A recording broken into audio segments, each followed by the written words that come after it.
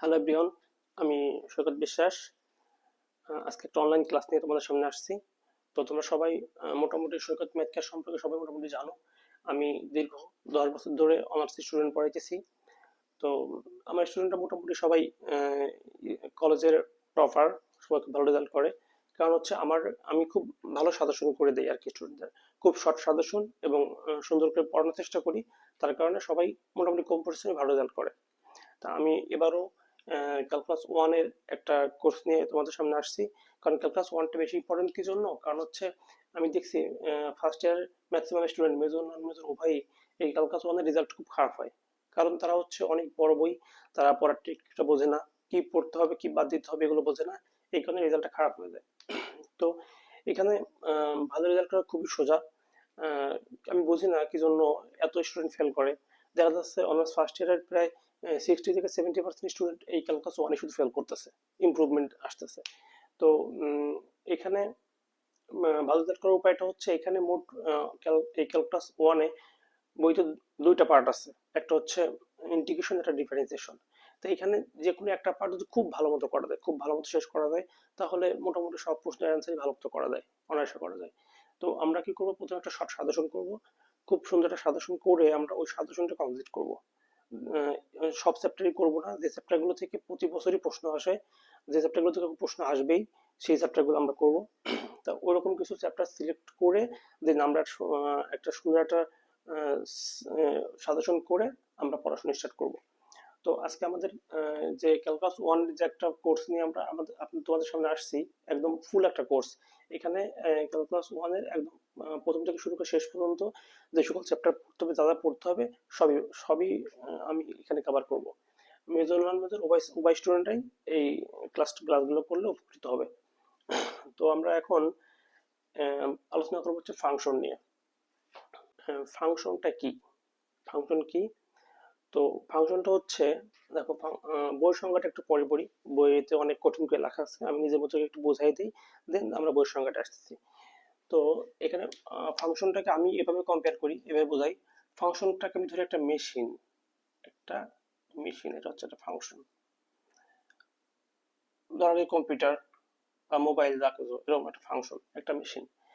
তো আমরা জানি যে কোনো ফাংশন, যে কোনো মেশিনের, যেমন কম্পিউটার বা ল্যাপটপ বলো বা তোমার হচ্ছে মোবাইল বলো, সবকিছুর ইনপুট আর আউটপুট আছে। এখানে একটা মেশিনে আমরা যা ইনপুট দেই বা যে তথ্যটা আমরা দেই সেটাকে বলা হচ্ছে আমরা ইনপুট, আর যা পাই সেটাকে বলি হচ্ছে আমরা আউটপুট। তো এটা হচ্ছে আমার ইনপুট, আর এটা হচ্ছে আউটপুট। আর এটা হচ্ছে আমার মেশিন। তো এখানে আমি মেশিনটার মেকানিজমটা, এক এক মেশিনের এক এক রকম মেকানিজম থাকবে। ধরুন এই মেশিনের মেকানিজমটা হচ্ছে 2x+3, এটা আমি ধরে নিলাম। তার মানে এইখানে যদি তুমি যদি কোনো একটা মান যদি ইনপুট যদি করো, সে কি করবে, সে তার সাথে আগে 2 গুণ করে 3 যোগ করবে। এই মেশিনের কাজটা হচ্ছে এটা। সে কি করবে, যে মানটা তুমি দেবা তার সাথে সে 2 গুণ করবে, তারপরে 3 যোগ করবে। যেমন আমি এখানে যদি মান দিই, যদি দুই, দুই দিলে পরে দেখো এখানে এখানে তাহলে দুই আগে 2 গুণ করবে, 2 × 4, 4 × 3 = 7। তাহলে দেখো 2 দিলে আমি পাচ্ছি কত, 2 দিলে পাচ্ছি 7। তুমি একই রকম ভাবে যদি 3 যদি দেই, তাহলে 3 দিলে এখানে 3 × 2 = 6, 6 × 3 = 9, 3 দিলে পাচ্ছি হচ্ছে 9। আবার যদি 4 দেই, 4 দিলে পাচ্ছি কত, দেখো 4 2 × 8, 8 আর 3 পাচ্ছি হচ্ছে 11। তাহলে দেখো আমি এইখানে এগুলো হচ্ছে ইনপুট দিচ্ছি, আর এখানে এগুলো আমি আউটপুট পাচ্ছি। ঠিক আছে, আউটপুট পাচ্ছি।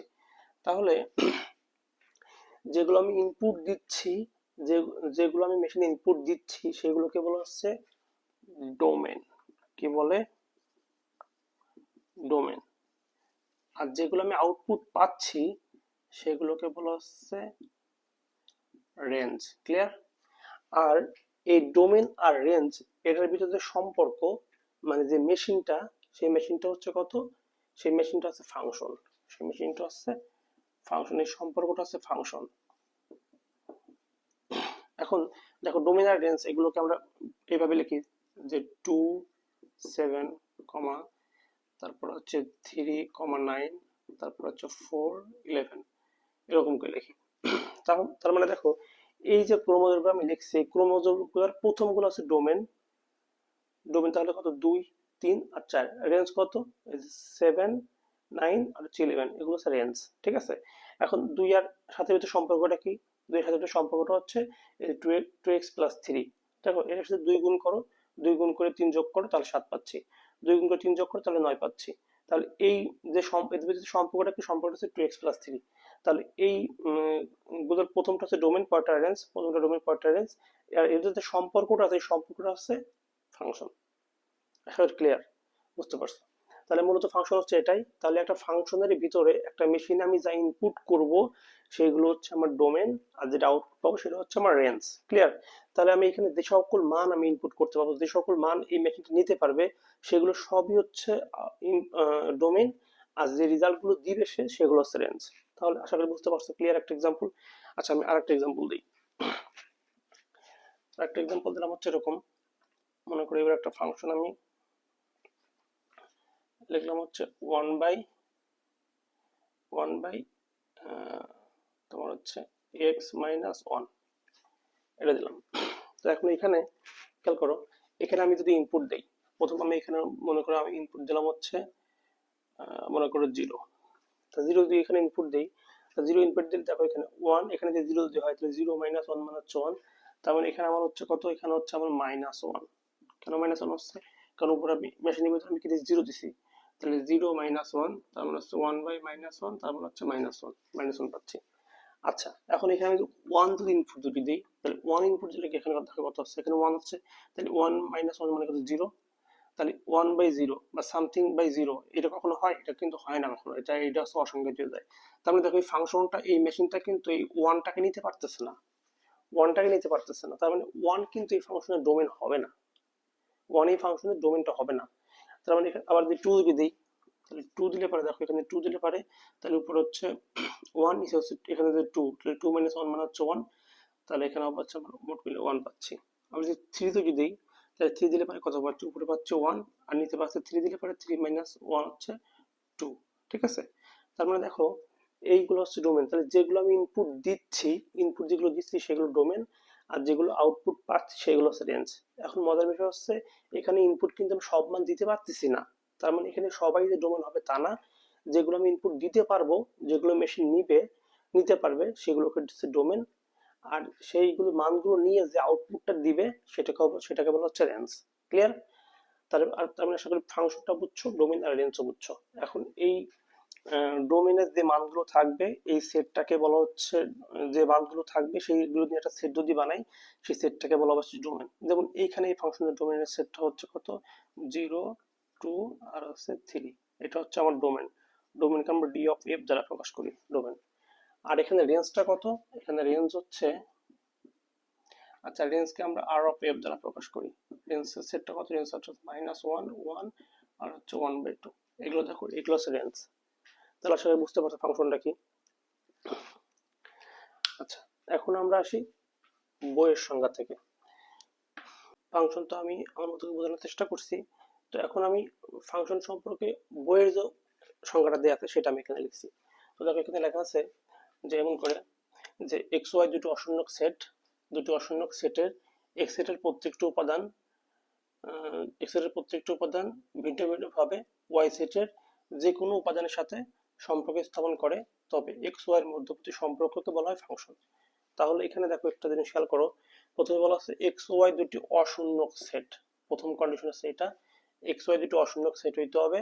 আচ্ছা, এক্স ওয়াই দুটি অশূন্যক সেটের যদি এক্স সেটের প্রত্যেকটি উপাদান, এই যে এখানে লেখা আছে প্রত্যেকটি উপাদান, এক্স সেটের প্রত্যেকটি উপাদান মার্ক করে রাখো। এক্স সেটের প্রত্যেকটি উপাদান ভিন্ন ভিন্ন ভাবে ওয়াই সেটের যে কোনো উপাদানের সাথে সম্পর্ক স্থাপন করে, তবে এক্স ও ওয়াই এর মধ্যবর্তী সম্পর্ককে বলা হয়েছে ফাংশন। তাহলে ফাংশনের সংখ্যাটা সেরকম যে এক্স ওয়াই দুটো অশূন্যক সেট থাকবে। আচ্ছা, অশূন্যক সেট মানে কি? অশূন্যক, দেখো অশূন্যক বলতে আমরা সবাই অনেকেই বুঝি যে শূন্য না, মানে শূন্য নয়। শূন্য মানে হচ্ছে শূন্য নয় বুঝি। তা অশূন্যক বলতে এটা বোঝায় না। মানে অশূন্যক, দেখো এটা ইংলিশ করলে খুব ক্লিয়ার বুঝতে পারবা। অশূন্যক এর ইংলিশটা হচ্ছে নন ইমটি। কি? নন ইমটি। আর অশূন্যর ইংলিশ হচ্ছে নন জিরো।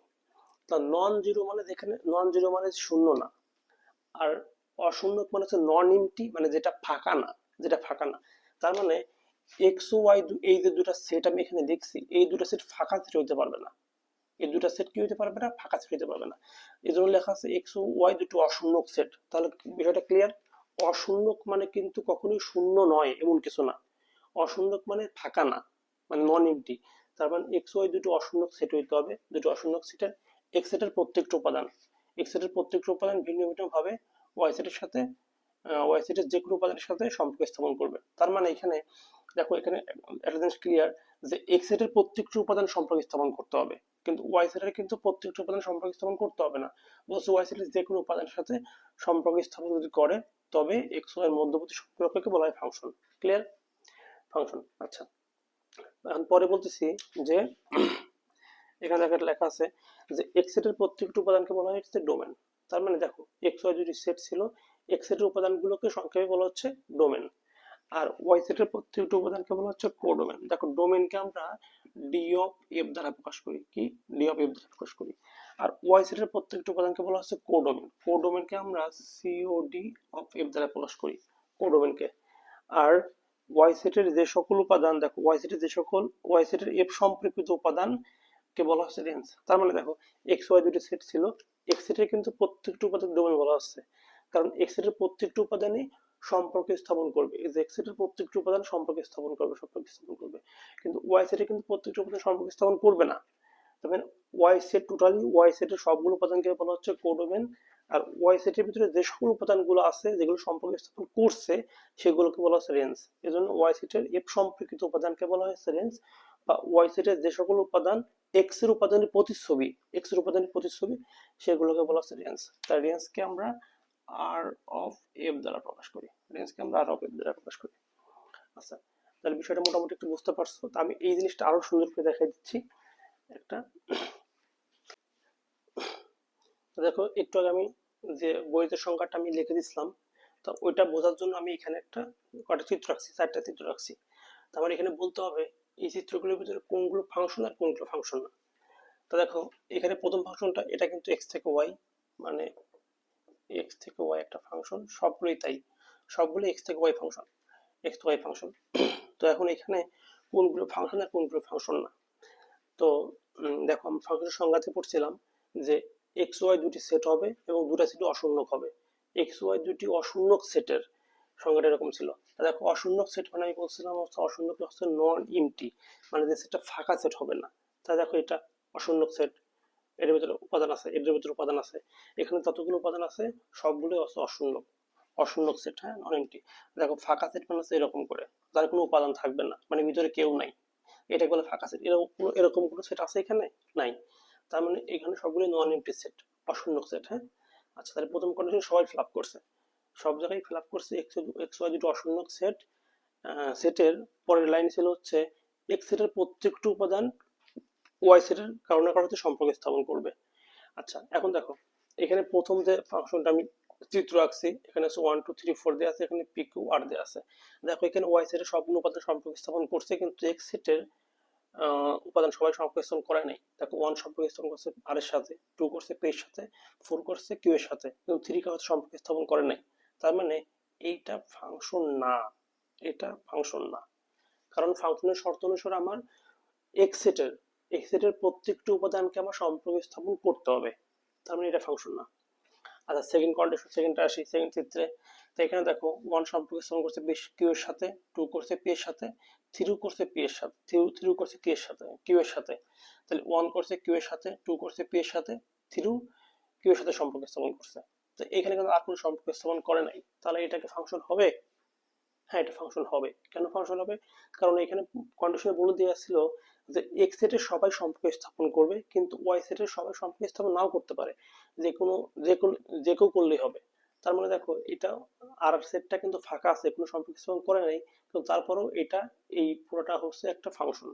ঠিক আছে, কারণ এরা ফাংশনের সব ক্রাইটেরিয়া ফিল আপ করছে। আচ্ছা, পরের কন্ডিশনের পরেরটা আসি। দেখো, এখানে ওয়ান সম্পর্ক স্থাপন করছে কিউ এর সাথে, টু করছে কিউ এর সাথে, থ্রি করছে কিউ এর সাথে, তাহলে এটাও একটা ফাংশন। এখানে ওয়াই সেটের সকল উপাদান সম্পর্কে অংশগ্রহণ করার দরকার নাই, দরকার নেই, হ্যাঁ, এই কন্ডিশন দেয়া নাই, কিন্তু এক্স এর সবাই এক্স এর সবাই সম্পর্কে স্থাপন করতে হবে, তাহলে এটাও ফাংশন। কিন্তু এখন এটা খেয়াল করো, এটা ফাংশন কিনা।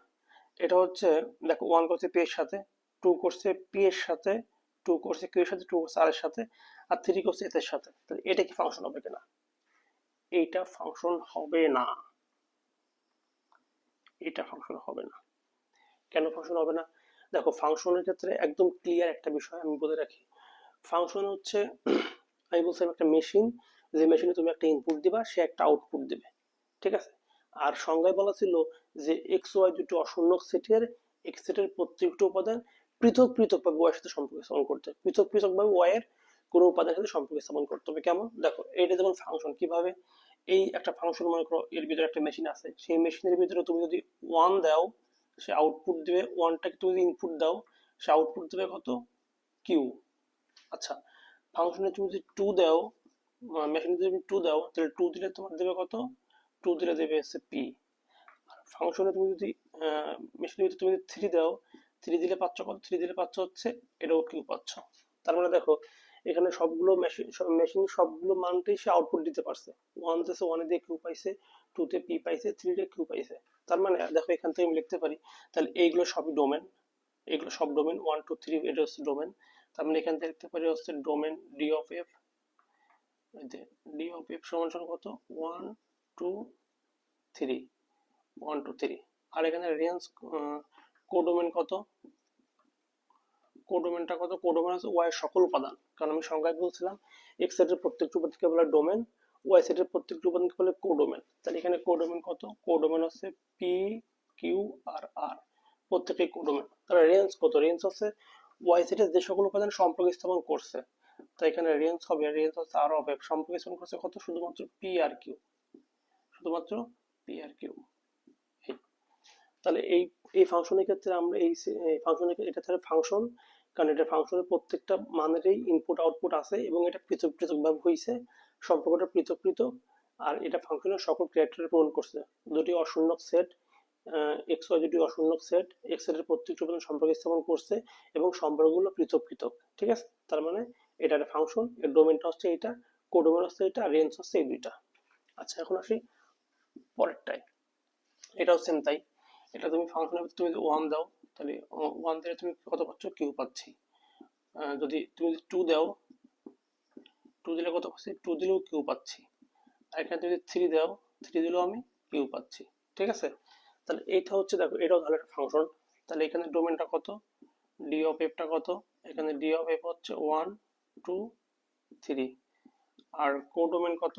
কোডোমেন হচ্ছে পি কিউ আর আর এস।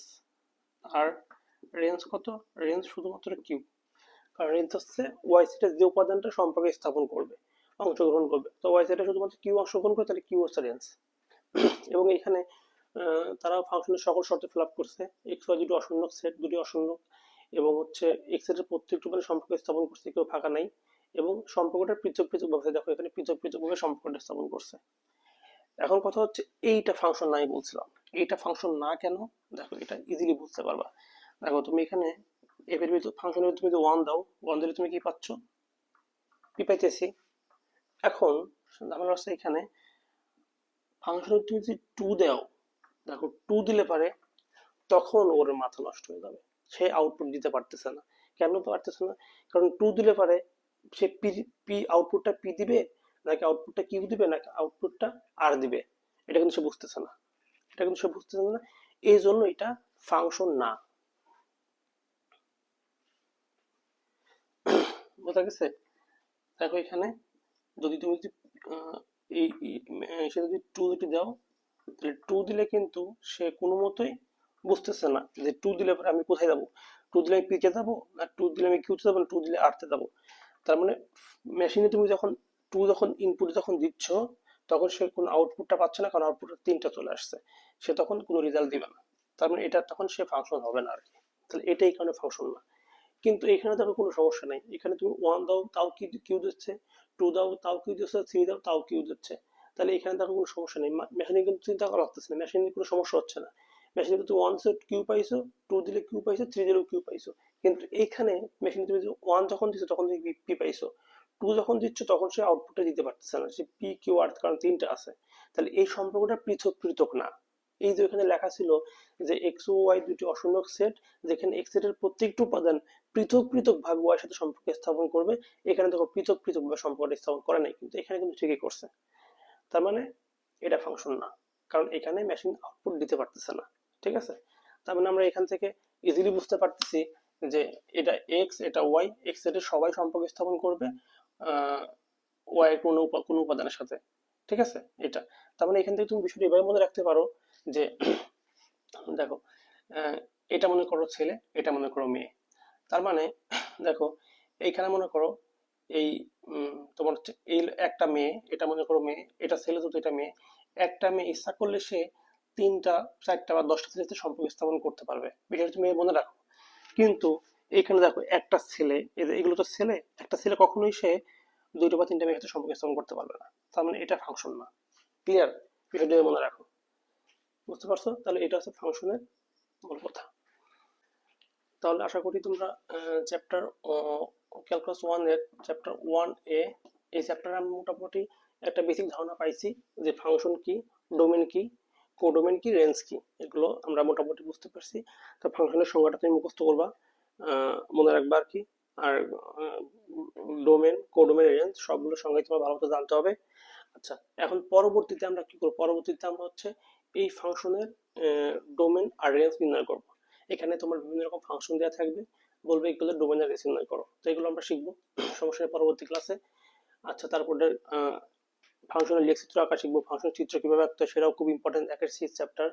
তারপর হচ্ছে ফাংশনের ক্ষেত্রে তোমার হচ্ছে ফাংশনের লিমিট আছে, একটা ফাংশনের সীমা কতটুকু সীমা আছে 2 এর এতে, সেটাও করতে হবে। তারপর হচ্ছে 2 এর বিতে আছে ফাংশন এটা কি অবিচ্ছিন্ন নাকি বিচ্ছিন্ন, সেটাও করব। তারপর হচ্ছে 2 এর সিতে আছে হচ্ছে ফাংশনের অন্তরীকরণ যোগ্যতা, সেটাকে অন্তরীকরণ করা যায় কি করা যায় না। তো এগুলো মোটামুটি ফাংশন নিয়ে পড়া, তো এই জন্য আমার ফাংশনটা মোটামুটি বোঝার চেষ্টা করছি আমরা। এখন ফাংশনের অঙ্ক আমরা নেক্সট দিন করবো। তো একটা কথা মনে রেখো, আমরা ক্যালকুলাস 1টা খুবই শর্ট এবং শর্ট সিলেবাস করব, শর্ট সিলেবাসে পড়বো। অল্প পড়ে আমরা সব প্রশ্নের অ্যান্সার দিব, অল্প পড়বো আমরা কিন্তু সব প্রশ্নের অ্যান্সার দিতে পারবো, এমন করেই পড়াবো।